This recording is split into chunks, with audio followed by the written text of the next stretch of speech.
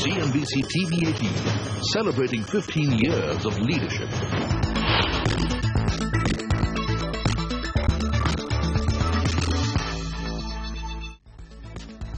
Hello and welcome to Markets Today. I'm Lata Venkatesh and with me is Ekta Batra. It was a fairly good day of trade considering the monster rally we just put behind us. The Sensex and the Nifty ended with new highs as far as closing is concerned, and even intraday the Bank Nifty almost touched 20,000. The mid-cap index went to new highs, almost 13,000 before it ended flat. So really a day of records. Yes, absolutely, Lata. So we built on gains for the fifth consecutive session. It was gains for the Nifty. Let's take you through the top stories we're tracking this evening. Markets gained for the fifth consecutive session with the Nifty closing comfortably above 8,700, led higher by financials, select FMCG and IT stocks. Mid-caps, however, ended flat below 13,000 with the advanced decline ratio weak. ITC fell sharply after a disappointing Q3 earnings set. Revenue growth was tepid at 2.5% and profit growth was just 10.5%, supported by a 49% growth in other income. Cigarette volumes declined by 12 to 14%. Conversely, HUL saw a rally in the second half to end the day as the top gainer on the Nifty. In the mid-cap space then, TTK Prestige, Rallis, Excel Cropcare ended in the red, reacting to weak quarterly numbers, while Century Ply and Naveen Fluorine ended higher on good numbers. Other stocks in focus were Natco, that closed over 5% lower. Those were the headlines, and here are the experts that we have lined up on the show for you today. Adrian Mawar of JP Morgan was our guest editor for the day. And on the corporate radar, RC Bhargava of Maruti Suzuki, B. Srinivasan of Axis Bank, and many others will talk about the growth picture. Nimesh Shah of ICICI Prudential also will analyze the fund flows into the market, and we'll also talk to business leaders from the sidelines of the World Economic Forum in Davos. Okay, first up, straight to the day's trading action. The record-breaking run continues on Dalal Street as bulls march into uncharted territory. Anuj joins in with a wrap on the day's trading action. Anuj, over to you. Indeed. Well, bulls are in control of this market. So clearly the market did not have a repeat of yesterday, but yesterday was really once in a blue moon kind of scenario. But today was a good day for the market in terms of large caps. The large caps were up, mid caps underperformed, and advanced decline was actually in favor of the declines. But a lot of people believe that that was healthy because the kind of gains that you saw are now being restricted to blue chip names and high quality names. That may not be the worst phase for the market. Let's talk about some of the stocks then in today's trade. Really the talking point today was what was happening between the two FMCG big boys, HUL and ITC. Lever was up 5% and ITC was down by the same amount, 5% lower, reacting to its earnings. So really this was the story of the day.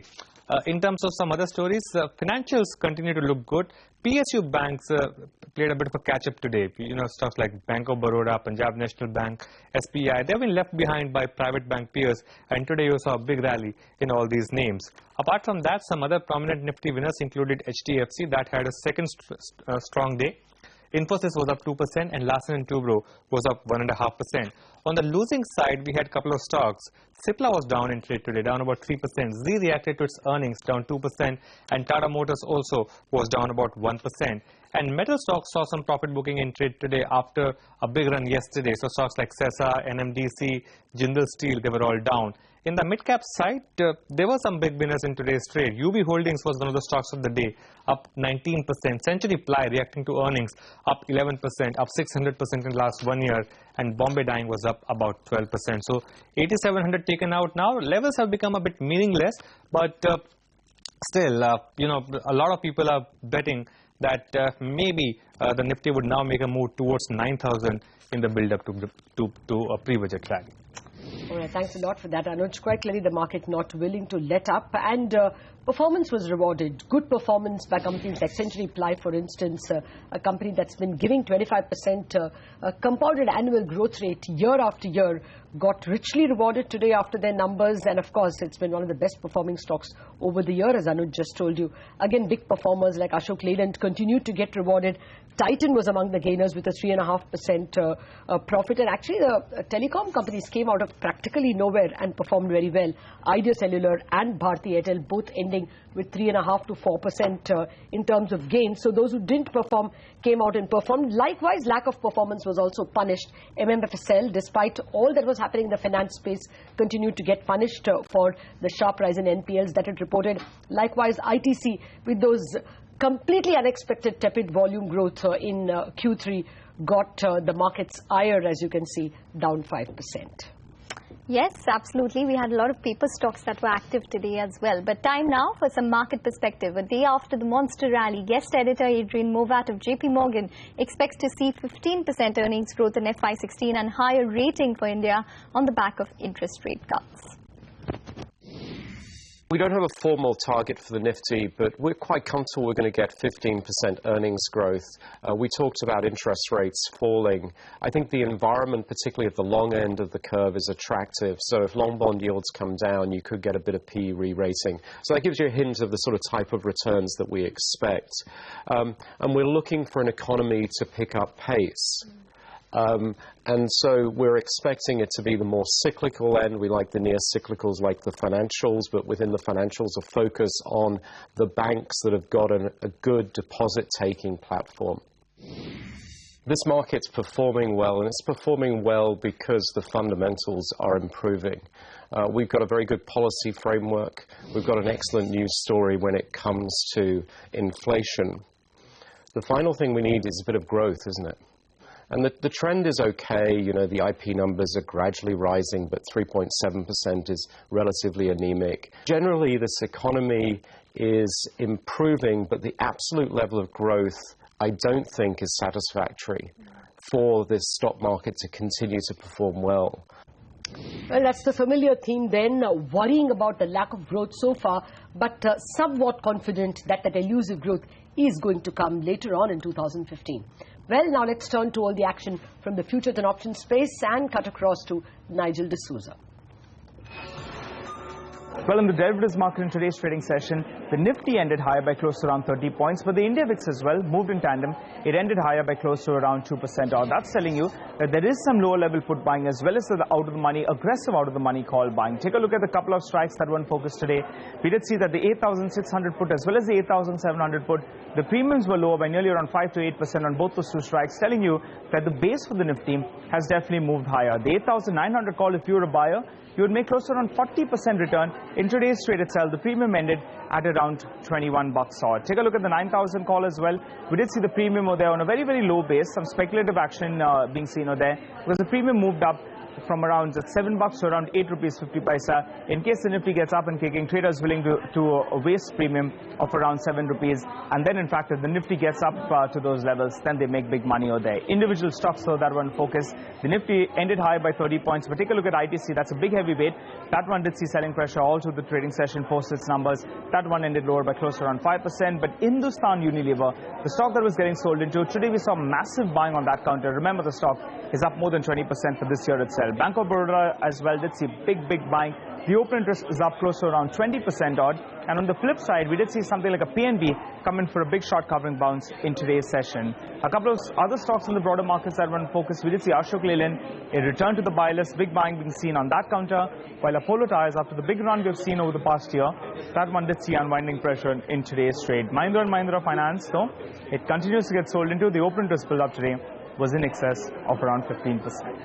Okay, Nigel, thanks very much for that. Well, moving on, the official word is out. The Union Budget will be presented on the 28th of February.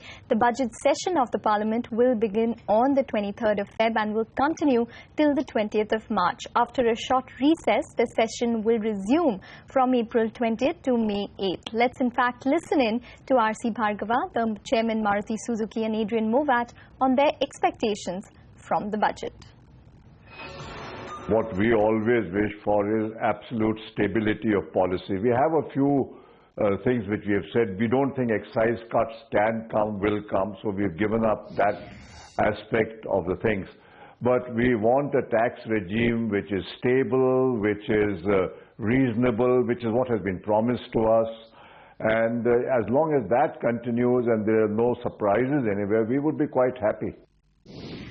It would be useful if perhaps at this budget, instead of focusing on just bringing down the fiscal deficit, let's have a bigger fiscal deficit, but less of a revenue deficit. We're also in a process of reducing subsidies very, very effectively. A lot of tailwinds for that, obviously, with the oil price coming off. So let's now take some of that money and use it for infrastructure. And infrastructure is something this economy really needs. That infrastructure then encourages more capex, more FDI. So let's have that as a catalyst, and I think the markets would absolutely welcome that. That was first of the big opinion on the budget expectations, and we'll get you more, of course, in the days to come. Meanwhile, FMCG major ITC reported its third quarter numbers today. And as we just told you, profits surged over 10%, but cigarette sales have taken a hit, dragging revenues lower. Pragya is here with all the important and some dreadful details. Pragya. Well, it was expected to be a soft quarter for ITC this time, but what came out was a disappointment on all parameters. Revenue growth of just 2.5% this time, and profit growth of 10.5% was significantly lower than what the analysts were working with. In fact, 10.5% profit growth is actually significantly lower than the historical average of ITC's earnings growth of about 15 to 20%. The big disappointment, of course, came in from the cigarettes business of the company. This time, we saw 7th straight quarter of cigarette volume decline. Most analysts pegging the cigarette volume decline number in the range of 12 to 15%, one of the sharpest declines that we've seen in the overall volumes of the company. The revenues this time in this key segment of the company, which contributes 40% to the revenues, improved just by about 0.6%, way lower than street expectations. In fact, on a sequential basis, they dipped by 2.6%, which was quite a bit of a surprise. Not just this, there was big disappointment set in the other 25% of the company's business. Hotels was weak on account of weak macros and weak occupancy. Agri was weak on account of weaker trading opportunities within the soya business. Even paperboards did not do too well because of the weakness that we saw in the FMCG and the cigarettes business of the company. Now analysts fear that, with the kind of negative regulatory news that's been coming out from the center, with the overhang of the budget, the states increasing the state-specific value-added tax, there is a significant lack of future triggers as far as ITC is concerned. And in the middle of all of that overhang on the stock, these kind of results definitely did not help the stock price, which fell below its 200 DMA on the back of these numbers. Expect some downgrades as far as the analysts are concerned. Back to you. Okay, Pragya, thanks very much for that. Well, it was definitely huffing and puffing quarter for ITC. But moving on, 2014 marked an inflection point as the retail investors returned to the market after a long hiatus. Nimesh Shah, Managing Director and CEO at ICICI Prudential, however, expects markets to remain volatile, but he does expect to see a steady increase in DII inflows all through the year. Money is coming continuously. Every month on month money is coming. So people are seeing positive returns on their past this one. We also have that flow because we had given this equity call, say, long back in October 2013. Those investors, if you offer them any product who has made money over the last 1.5 years, he is coming with a repeat purchase. What as a responsible AMC we are doing more and more is, we are asking people to get into defensive products, because we believe that 2015 will remain volatile. Every month since May, you have been seeing net inflow of around $1 billion plus. So in the last 9 months, our accounting year is from April onwards.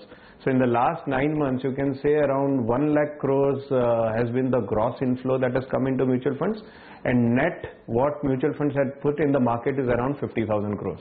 I think more and more money is coming into diversified funds. If I take the breakup of the 50,000 crores of net sales that has happened, you would see around 20,000 crores has come into mid-cap funds. Around 20,000 crores has come into large-cap funds, and around 10,000 crores is in balanced funds. All right, so that's a confident voice about retail investments in equity mutual funds. Now let's shift focus to the World Economic Forum in Davos, which will kickstart today. CNBC TV 18's Menaka Doshi caught up with KBS Anand, the Managing Director and CEO of Asian Paints, on the sidelines of the summit. She began by asking him about the impact of lower crude prices on his company's margins. The fall in crude prices and commodity prices will definitely increase the earning power of companies and people across the country, and hopefully that should have a GDP multiplier effect. So when the economy grows faster, I think all consumer companies will do better, demand will increase, and as a result we should do better. On the other side, yes, commodity prices, especially crude related, coming down definitely helps our bottom line. Yes. And profitability improves. But in a competitive scenario in the long run, you got to probably hand over some of it to the consumers. What is the year 2015 or FY16, however you choose to pick it, looking like in terms of consumer demand in India, sir? Everybody is hoping for Achhe Din, because with the government moving, everybody is optimistic, and Indians are probably the most optimistic people in the world. So does it look like Achhe Din will come your way in 2015, or are you gauging that consumer demand is a little bit more tepid than anticipated?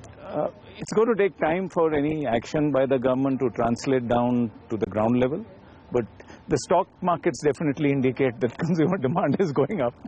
Yes, but you have a ear closer to the ground than the stock market does. I'm in a quiet period, so... Yeah, I'm not asking you for a quarterly number. I'm not even asking you to quantify the specific growth number for me. But give me a sense, is this year, either the calendar year or FY16, going to look like a big improvement in top line versus, the year that's just gone by? It should show an improvement in the top line if the government carries out half the things they say they're going to. Okay, that's the word coming in from the heavyweight Asian Paints. Take a break now, but coming up, Sudarshan Sakani will join in for a technical chat, and we'll also get you some trading ideas.